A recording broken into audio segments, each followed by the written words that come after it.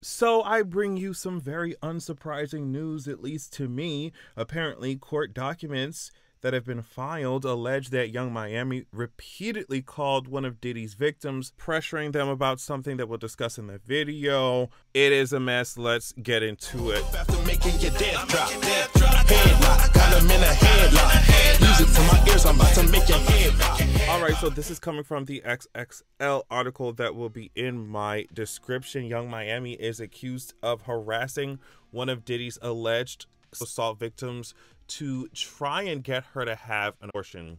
On Friday, XXL obtained court documents revealing that a Jane Doe filed suit against Diddy, alleging he drugged and SA'd her at least once a month for 4 years. The lawsuit also names Young Miami, real name Carisha Brown Lee, and says she repeatedly harassed Jane Doe after she became pregnant with Puff's baby in July of 2022. The incident allegedly transpired at Diddy's LA home, where the woman claims she was forced to ingest ketamine and other drugs before blacking out. She lost consciousness intermittently throughout the evening and shortly after took a pregnancy test. When Jane Doe told Diddy she was indeed pregnant, the lawsuit reads that Carisha Brown Lee harassed Jane Doe by repeatedly calling her and telling Jane Doe to have an abortion. The woman ended up ultimately having a miscarriage. And so one of the many reasons why this suit doesn't surprise me, like if Carisha is allegedly doing this kind of behavior, kind of activity, it doesn't surprise me, is because she'd already been kind of named already in one of these lawsuits, but also because of this tweet that she put out that's literally still up. I think is not deleted. I don't know who she was talking to. I don't know what was going on at the time. Don't ask me. I think she tweeted it in December of 2022 or something. Like I said, she ain't deleted. She said, if I wanted you to eat my, Diddy would have had you on your knees, like you an eater. So the fact that this tweet is still up, or at the time I'm recording this, it's still up, I think, and Diddy got all this stuff going on. You already know what's up, and you have been tied to him and tying yourself to him on purpose. And then to find out that you telling people, oh, well, you already got the tweet up, like I said, that you would have had people on their knees, and now you being like, what, Diddy's messenger mamas? Do we call you Miss Messenger Mamas? Like, you literally, like his henchmen, like his henchwoman, I should say. And you going over there calling people, allegedly calling people over and over, telling them to get rid of this baby as if they even asked for it in the first place. It's just like, oh my goodness, oh my gosh, is this who we are? Is this what we represent? And then the fact that she ended up miscarrying anyway, it's just like, oh my gosh.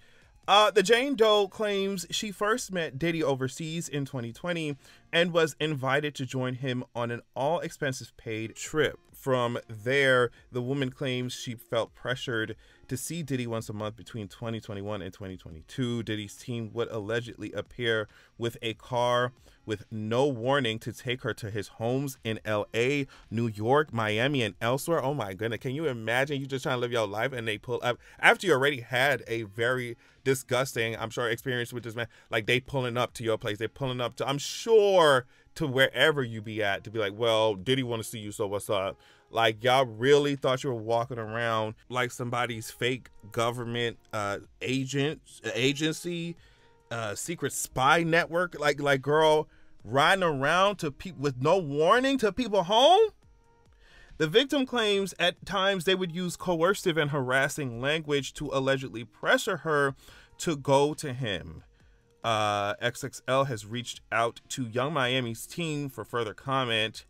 This now marks the second time the City Girls rapper has been named. Okay, yeah, it is the second time. I was like, girl, shit, I thought she was named another time before this. This now marks the second time the City Girls rapper has been named in a lawsuit filed against Puff. Back in March, producer Rodney LaRotte Jones amended the lawsuit he had filed against Diddy in February. According to documents obtained by XXL, Rod accused Young Miami and 50 Cent's ex-girlfriend Daphne Joy of being the mogul's workers, I guess. The amended suit also claimed that Diddy would brag to the producer about how he'd pay Daphne, the City Girls rapper, and another woman named Jade Ramey a monthly stipend in exchange for services. Young Miami hopped on social media shortly after and refuted the allegations, but it's just like, I don't know how, girl, you can refute it all you want. I just don't know who's going to believe it. And like I said, I cannot believe that you still got them tweets up about like, oh, well, Diddy would have had you doing this. Diddy would have had you doing that. You an eater, you mad, da, da, da.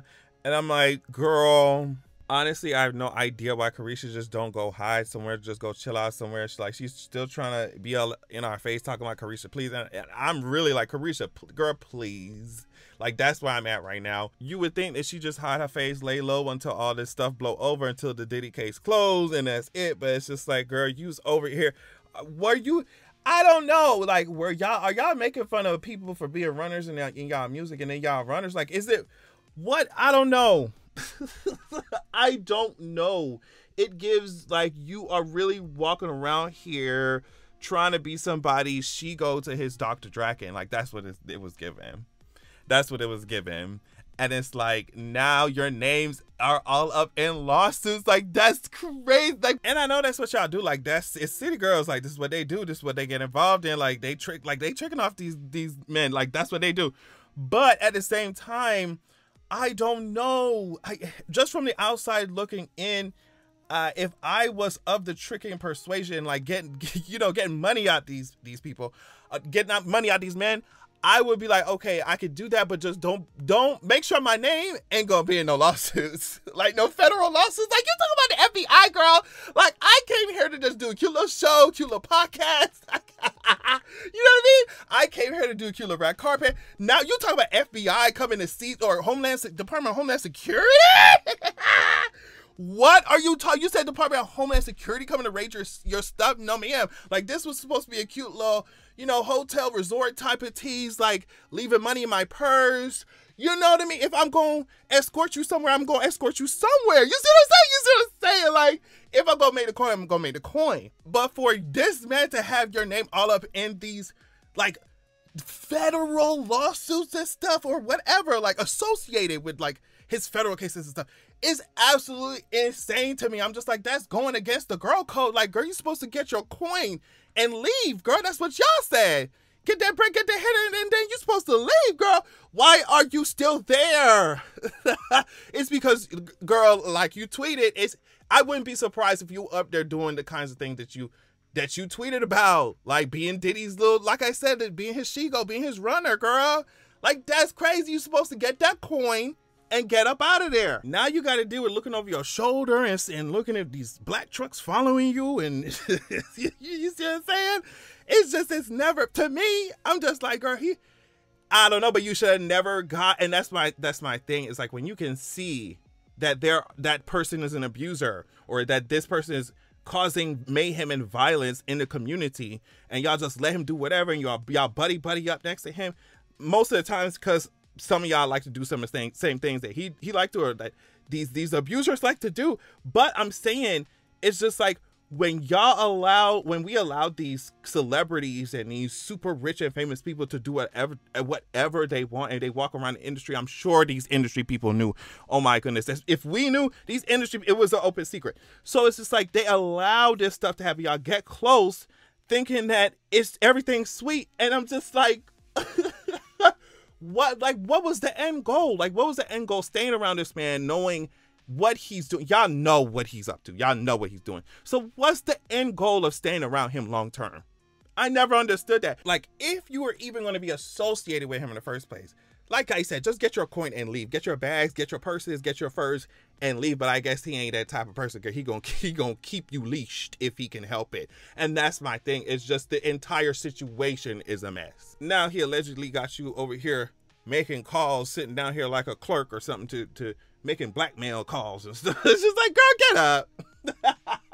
Girl, get up. This is so whack. Like, get up. And then doing it for a man who I'm sure ain't gonna do nothing of the sort like that for y'all. Clearly, if it ain't benefiting him, he ain't gonna do it. So birds putting themselves on the line for men like this, to me, is so crazy. Anyway, thank y'all so much for watching.